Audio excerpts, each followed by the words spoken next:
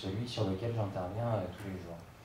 C'est un marché qui peut être vraiment extrêmement violent, mais uniquement violent à cause de ce levier-là. Si jamais vous intervenez pour 1 euro contre dollar, une perte ou une variation de 1, 2, 3% sur la journée, c'est rien du tout. Si vous intervenez avec de l'argent que vous n'avez pas, avec des montants qui sont conséquents là-dessus, une toute petite variation peut avoir des conséquences qui sont gigantesques. Encore une fois, c'est pas le produit, hein, c'est la quantité qui fait le poison.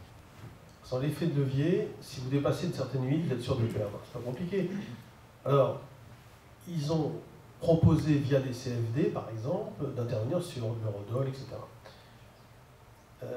Tout ce que vous perdez, c'est eux qui le gagnent. Le modèle est très simple. Ils ont fait... c'est le principe des bookmakers, en définitive. Ils ont un copier-coller de marché. Il n'y a pas de marché hein, sur le centralisé, sur les devises. Sauf sur le futur, il y en a un. Mais seulement, le problème, c'est qu'il y en a qui freinent des cas de fer pour que ce marché eh bien, ne prenne pas d'ampleur. Mais sinon, il en existe un. Alors, voilà, on vous envoie sur l'eurodoll. Et moi, quand je fais des formations, je suis confronté à des gens qui me disent « Ah, vous me proposez quoi comme plateforme ?» Je me prenez ce que vous voulez. Il y a celle-ci, il y a celle-ci.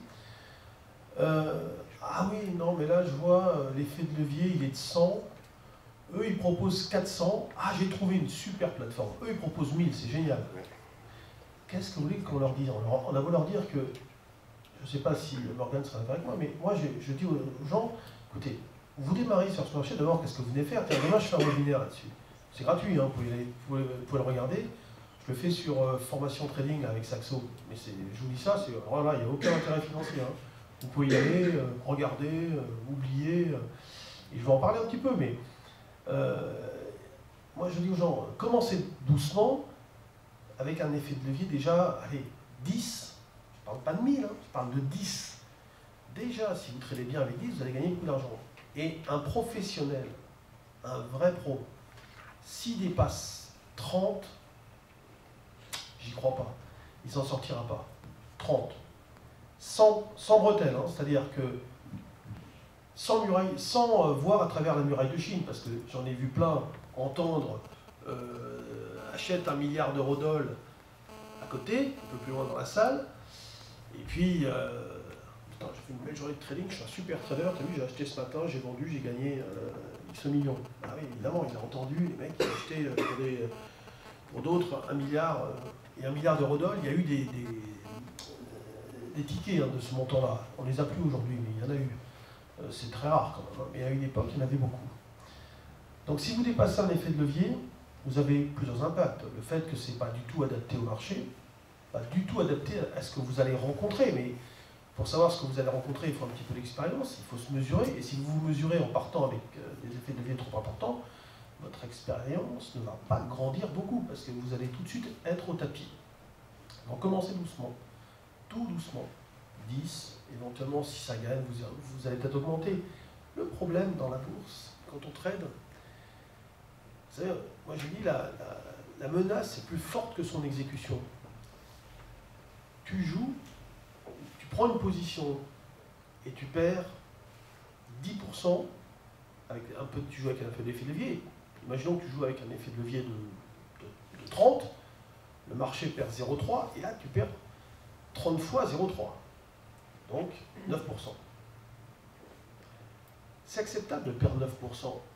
Et ce qui devient inacceptable pour le trader, s'il n'a pas les idées claires, s'il ne connaît pas ses stop-loss, et Dieu sait si ça sera le cas de celui qui démarre parce qu'il ne sait même pas trop où il va, c'est la menace de perdre 9% de plus.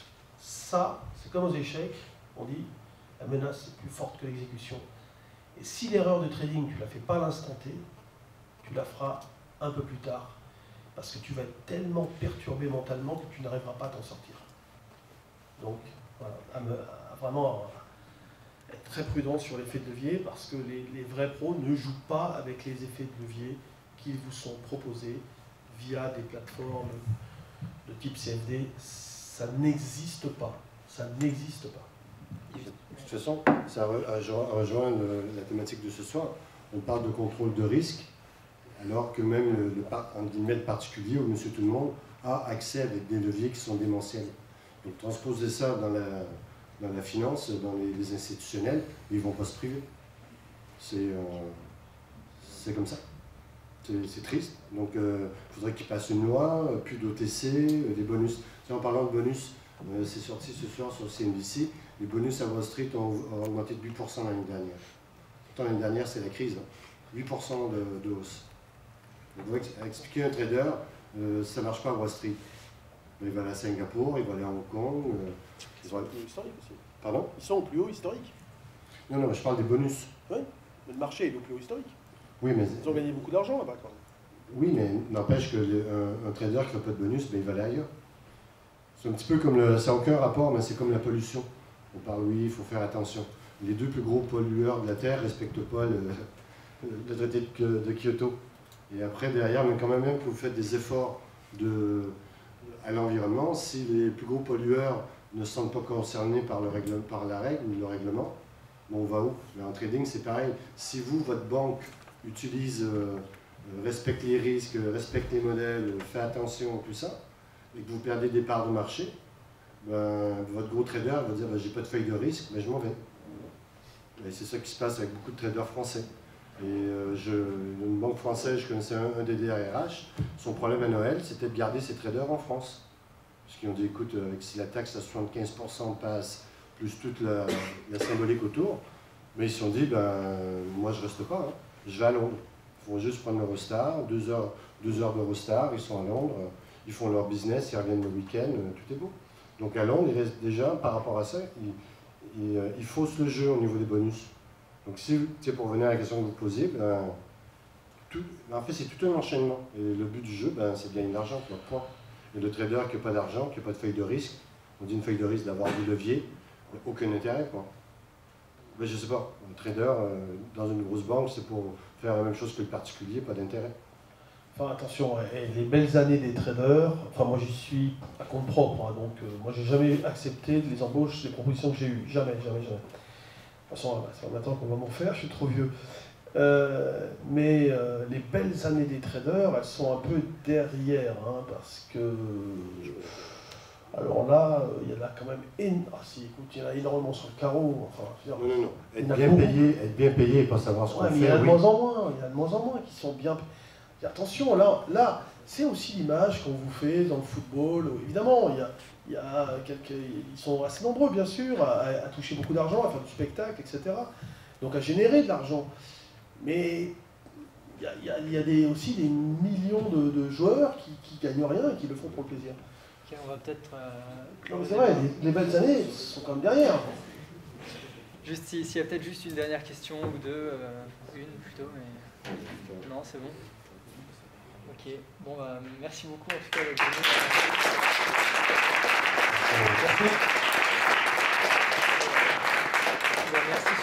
Merci à Fabien qui a beaucoup aidé à toi. Enfin, c'est grâce à lui que vous êtes là. Enfin, merci beaucoup. Et puis on a un petit cocktail à côté qu'on a organisé. Donc si vous voulez juste prendre un petit truc à boire. C'est gentil ça. C'est pas, on n'a pas droit d'alcool dans l'université. Ah ouais. Je crois les champagne, tu m'as dit c'est champagne. Bon,